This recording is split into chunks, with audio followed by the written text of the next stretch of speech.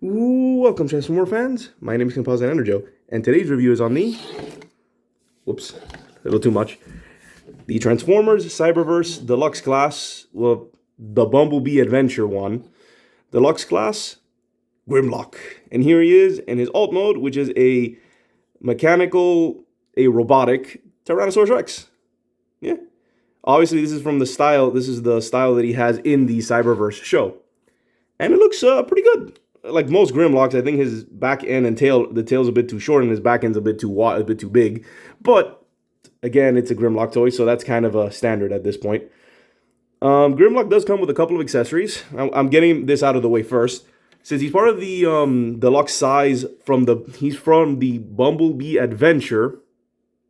Was it that or was it Cyberverse Adventures? Yeah, it was the Cyberverse Bumblebee Adventures line, which means he came with pieces of the Macadam Build-A-Figure. So the piece that comes with Grimlock is the right hand. Yeah, there it is. There's his thumb. This is Macadam's right hand. Just wanted to get that out of the way. And speaking of accessories, he comes with two more that are for him. The first one is the little crown here, which you can just pop off. But first off, before I do that, if you open his mouth, you can see a peg there for this little fire effect. You plug it in, close his mouth a bit, and there we have him spewing fire. Very cool. You take it back off and close it. There we go. And close it back up. This I'll set off to the side. So now Grimlock's other accessory is his crown, which apparently he has now for the show. Again, I haven't seen the show, so I don't know what's the story behind it, but he now has a crown, in which you can just unpeg and peg into place with this little spot here. Peg it in, and that's it. So you have a T-Rex with a crown. Pop it off, and I'll set it off to the side. So here is Grimlock's Dino mode. And yeah, it looks pretty cool. As you can see, articulation-wise, his head does open, the jaw does open and close. So it is there. So very, very menacing. I like that the eye is painted. Very cool. Little T-Rex arms do not move. Legs are on ball joints. And knees are on ball joints, but they don't bend forward. They have like the side bend thing, which is weird. And a little bit of claw action there in the front. Like a little hinge there. A little bit of claw action. And heel action. And I believe that's about it. No, his neck can kind of move a little bit, but that's more for transformation. It doesn't really have that. And the tail wiggles a bit. So yeah, that's his Dino mode, and I like it. Looks really cool.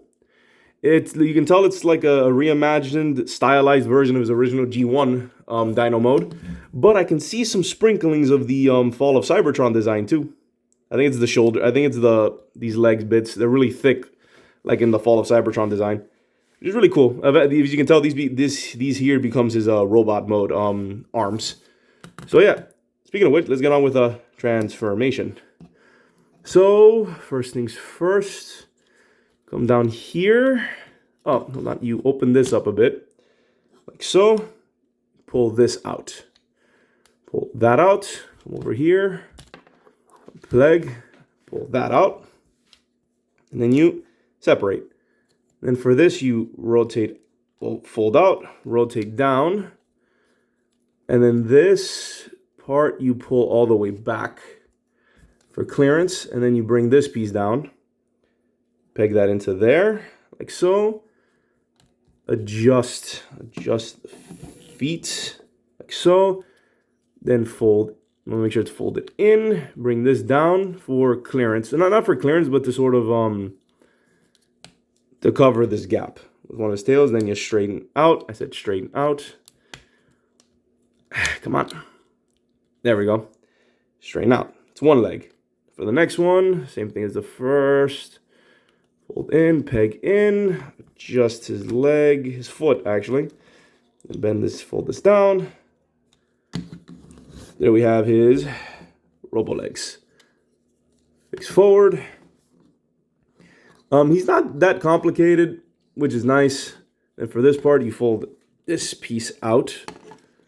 Unpeg this whole assembly. Try not to dislocate his jaw. Then when you open this piece, fold it in, like so. Fold this in. And then this has to peg into there. So you can adjust the arms a bit just for clearance sakes. Fold these out. Peg that into place. And then this piece, this little peg here, will peg into there. So fold in. And try not to rip off his jaw. Fold it in like so. Make sure it pegs into place. And then just adjust the dyno head however you want. If you want, you can have it still be complete to have it be more G1 accurate, I guess. And if you fold these pieces back, you'll have more clearance for his arms.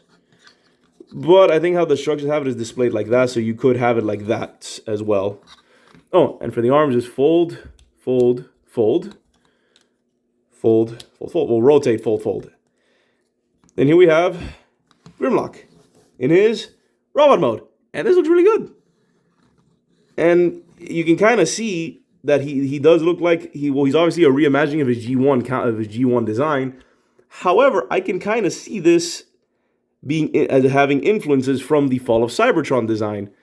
I think mainly in the shoulders and arms, but even in the chest, I can kind of see the bulkiness from the Fall of Cybertron design, which is really cool. I actually really like that design for Grimlock. It's like my favorite Grimlock design. And this feels like a sort of clash of both worlds. It's the G1 inspired, obviously, but it has cues from that design as well, which is really good. Like I said, if you fold these back, you have more range of movement, which, let's get a close-up on the head sculpt. Yeah, I got some little smudges here on mine. Bit of a shame, but I like the head sculpt. Looks very cool. Very nice head sculpt. Very, very stoic. I like it. It almost feels like what Grimlock would look like without his battle mask. Well, you know, if he ever had any face behind the mask. So this is what it would look like. It's really cool. As you can see right there, he can look all the way up. Very nice. And his neck is on a ball joint. So, ball joint. Arms, also on ball joints. Go full 360. That's why I said pull this back. Elbows are also on ball joints with a bend as well. Little bit of hand action. There's a little spike there or whatever. And the claw hands can also fold. There's a waist. Legs are also on ball joints. There's a swivel there by the thigh. Bend at the knee. And ankle pivot. Very nice ankle pivot. You can actually fold it all the way around if you really wanted to. And you have an extra hinge. Not only there for the side. Tail a little bit. You can also... There, it has like double hinge, like one hinge there, so you can like push it forward if you wanted to. So yeah, very nice figure, very solid. So when you're done posing him, you can just have him be like this. So yeah, really like the design, very nice. Accessories, like I said, he comes with a little fire effect, which he can hold in his hand.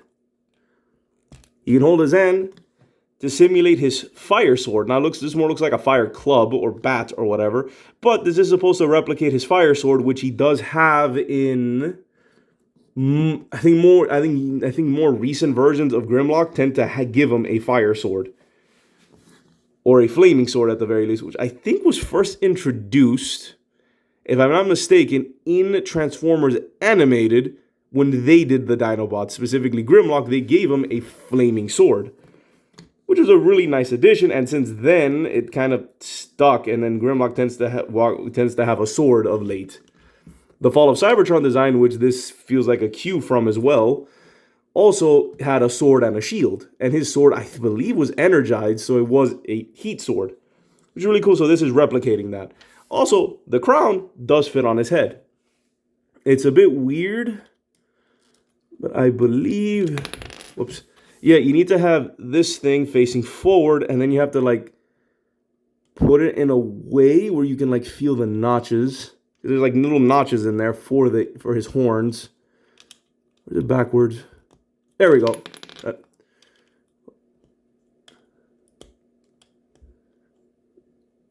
There we go. It's not as simple as the Dino mode.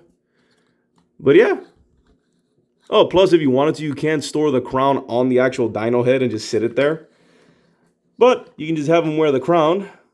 Personally, I think it looks better on his dino mode, on his dino head. But this looks pretty good, and I like that you have the option of having him wear the crown in both modes. Very cool. So yeah, Grimlock, everybody. Very nice solid figure. Here's a size comparison. He's actually a little bit taller than Ratchet. Well, that's with the crown and the shoulders. But he's a pretty good size. And here's Cliffjumper. Very nice. And yeah. Whoops. And yeah. Overall, I like the figure. Very, very nice representation of Grimlock. I feel it's a bit weird seeing him this small. Like a deluxe class Grimlock is a bit of an oddity for me. But I just realized these pieces are different sizes. Whatever, it's a bit of an oddity seeing a Grimlock this small. Usually you see him in like the Voyager or Leader class size. Voyager or higher or larger. But it is really cool. This is still a very cool design for Grimlock. Very nice. I really like it. I recommended this Cyberverse figure.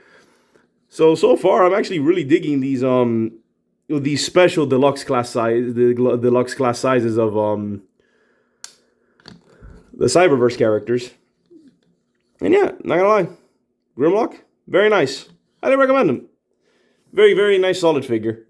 So yeah, this has been my review of the Transformers Cyberverse Deluxe Class Grimlock. Then before signing off, here is my special person's Instagram. Please check it out. Here is mine, if you were curious.